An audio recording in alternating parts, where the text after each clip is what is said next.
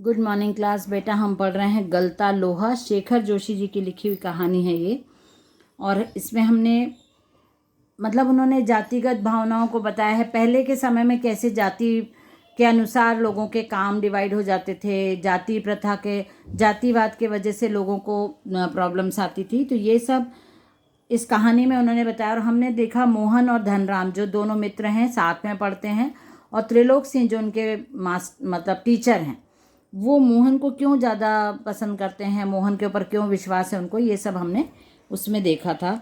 Page number हमने देखा कि त्रिलोक सिंह के बारे में बात कर रहे हैं मोहन। अब आगे की कहानी थी उसमें कि मोहन और धनराम मिलते हैं जब मोहन गांव वहाँ से शहर से आ जाता है। उसके बाद तो मोहन के जो पिताजी वो भी अब काम नहीं कर सकते हैं, बहुत बुजुर्ग हैं, पंडिताई करते थे लेकिन अब नहीं कर सकते हैं।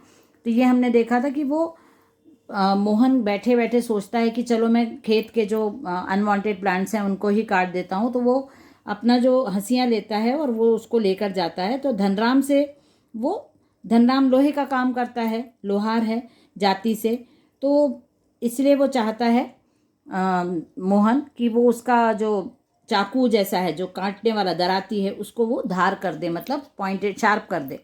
तो वो देता है और दोनों बात करते हैं त्रिलोक सिंह के बारे में और भी दूसरी बातें। तो वो हम लोग कर रहे थे। उसके बाद पुराना सब बातें स्टार्ट कर दी थी कहानी में कि मोहन की पढ़ाई वगैरह के बारे में। तो जब मोहन गांव में पढ़ाई कर लेता है तो उसके पिताजी को उसके आगे की पढ़ाई की चिंता होती है। क्यों? क्योंकि गांव में अब स्कूल नहीं है। तो गांव के बाहर दूसरा स्कूल गांव के दूसरे गांव में है, बाहर जाके है।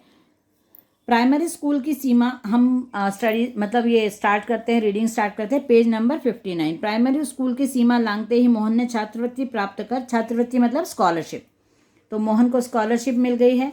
और वो स्कॉलरशिप लेके मास्टर त्रिलोक सिंह मास्टर की भविष्यवाणी को किसी हद तक सिद्ध कर दिया, क्योंकि उसको स्कॉलरशिप मिल रही है। तो इसीलिए मास्टर त्रिलोक सिंह ने बोला था कि ये तो आगे जाके नाम रोशन करेगा और बहुत अच्छा करेगा भविष्य में। तो इसलिए सबको लगा कि इसको स्कॉलरशिप मिली है और ये तो बहुत अच्छा ही करने वाला है आगे। और जो पंडित जो मोहन के पिताजी थे, उनका भी हौसला बढ़ गया कि अब स्कॉलरशिप मिली है और अब हम जो पीढ़ियों से काम करते आ रहे हैं पंडिताई का, उसमें इतना इनकम तो होती नहीं है। सबको पता है कि भाई जो ब्राह्मण होते हैं, जो पूजा पाठ करते हैं, उनको जो पहले के समय में कोई ऐसा पंडितों के लिए सैलरी तो थी नहीं कि मंथली या डेली उनको कुछ ना कुछ पैसे मिले। जिनके यहाँ पूजा करने जाते थे वो अनाज देते थे या फिर फल फ्रूट देते थे, जो ऐसा कुछ सामान देते थे उनसे ही उनका भरण पोषण होता था। तो पंडित जी को भी लगता था कि जो मैं काम करता हूँ ये कोई बहुत ऐसा काम नहीं है जिससे मेरी आर्थिक स्थिति बहुत अच्छी हो जाए। तो इसलिए वो पूरा मोहन की पढ़ाई पर ही उनका दारोमदार था कि यदि मोहन पढ़ लिख लेता है, अच्छा हो जाता है, तो हमारी आर्थिक स्थिति भी बदल सकती है। उनका बहुत मन था कि पुत्र पढ़ लिख जाए और हमारे जो सपना देखते थे वो कि हमारी आर्थिक स्थिति, हमारी हैसियत बदल सकती है यदि मेरा बेटा पढ़ाई कर ले। तो वो मोहन की पढ़ाई पे बहुत निर्भर थे। और जो पैतृक धंधा था उनका, खेती बाड़ी करना, पूजा पाठ करना, उससे उनको बहुत ज़्यादा इनकम नहीं होती थी। वो बहुत थोड़े से निराश थे इस चीज़ को लेके।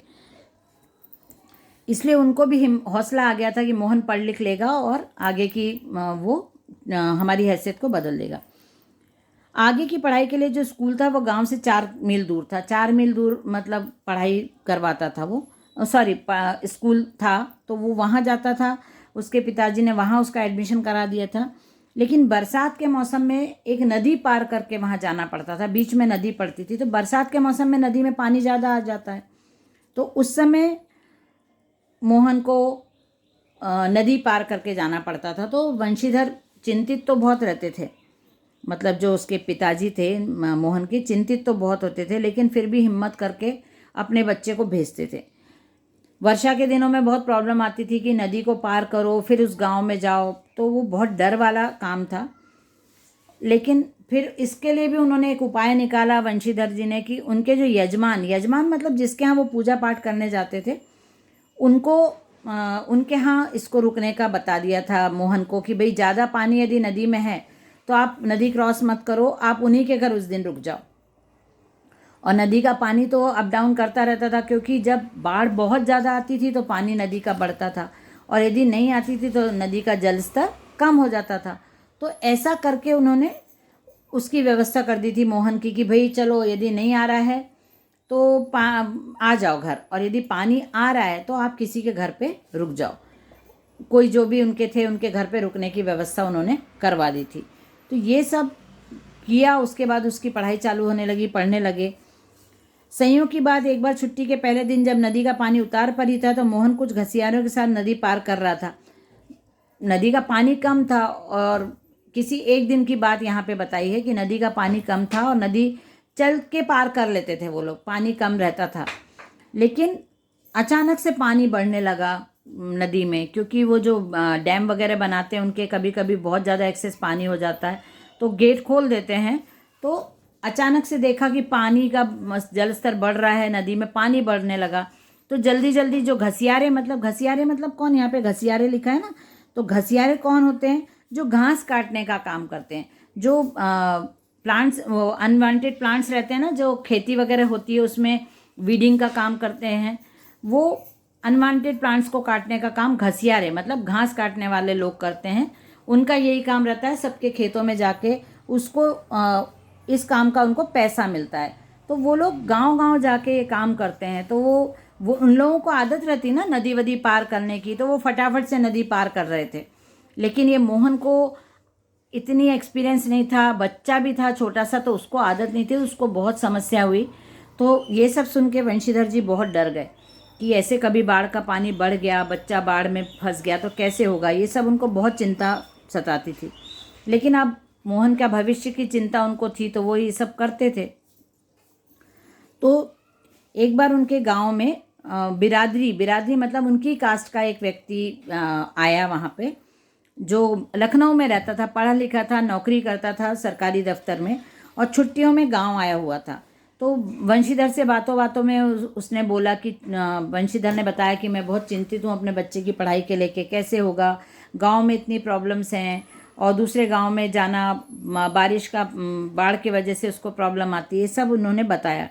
तो रमेश ने बोला कि कोई बात नहीं, आप मेरे साथ भेज दो, और हम शहर में बहुत अच्छे अच्छे स्कूल हैं, इसकी अच्छी पढ़ाई हो जाएगी, बहुत अच्छा हो जाएगा। तो वंशीधर जी बहुत खुश हो गए कि देखो कितना अच्छा व्यक्ति है, इसने मुझे ऑफ़र किया। और बहुत उनको बहुत खुशी के आंसू आ गए उनकी आंख में कि देखो हमारी कास्ट का ही व्यक्ति है और हमको कितनी मदद कर रहा है।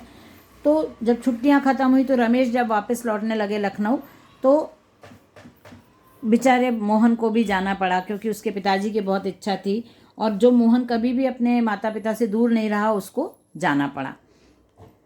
और वो मोहन के रमेश के साथ लखनऊ आ गया। लखनऊ आने के बाद भाई उसके लिए तो बहुत नया था, कभी शहर देखा नहीं, कभी शहर के अनुभव नहीं थे उसको, और बहुत छोटा बच्चा था वो। लेकिन फिर भी वो यहाँ आया तो उसके लिए एक नया जीवन चालू हो गया।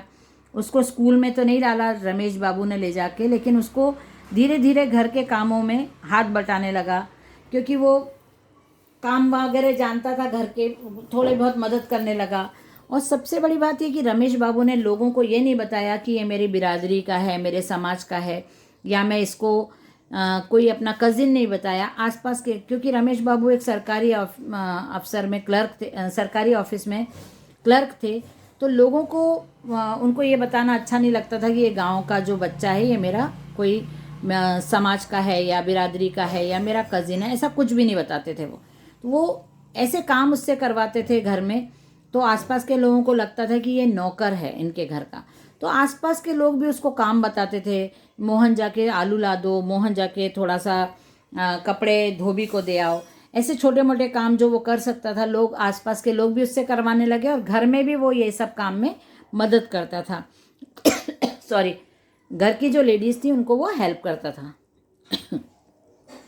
तो ये एकदम फिर लोगों ने बोलना शुरू किया कि जब कहीं से गांव से भी उसको थोड़ा सा फोर्स रमेश बाबू के ऊपर आया कि उसकी भाई लोग आते थे गांव के तो पूछते थे इसको तो तुम पढ़ाने लाए थे। तो उसके जब प्रेशर आया रमेश के ऊपर, तब उसने पास के स्कूल में उसको एडमिशन करवा दिया, ऐसे ही सिंपल से स्कूल में आज घर के पास में, और वो उसका आना जाना। लेकिन जब स्कूल गया मोहन, तब भी उसके लिए नया था, क्योंकि वो गांव के स्कूल में पढ़ा है। गांव के स्कूल में तो बहुत इंटेलिजेंट था, लेकिन जब शहर के स्कूल में गया तो नए वातावरण में उसको एडजस्ट करने में टाइम लगा। वहाँ की पढ़ाई, वहाँ का सब एडजस्ट करते करते वो इतना इंटेलिजेंट नहीं रह गया वहाँ पे वो साधारण औसत स्टूडेंट के मतलब एक एवरेज स्टूडेंट की तरह पढ़ाई करने लगा, क्योंकि वो मेहनत भी बहुत करता था। घर में उसको पढ़ाई के लिए टाइम नहीं मिलता था, घर में उसको कोई पढ़ाने वाला नहीं था, घर के काम उसको करने पड़ते थे, तो वो इतना ज़्यादा कर नहीं पा रहा था।